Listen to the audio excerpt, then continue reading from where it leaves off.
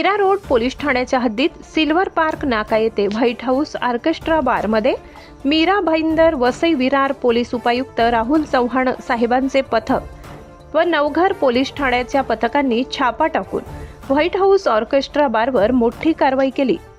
19 बार girls rescue, 2 मुली अल्पवयीन संशयावर आहे, 12 मॅनेजर, कॅशियर, वेटर अटक, 29 ग्राहकांना ताब्यात घेण्यात आले, 5 चालक मालक व पार्टनर वॉन्टेड, 28,000 रुपये रोख रक्कम आणि 20,000 रुपये किमतीचे दारू, बियर व व्हिस्की जप्त केले।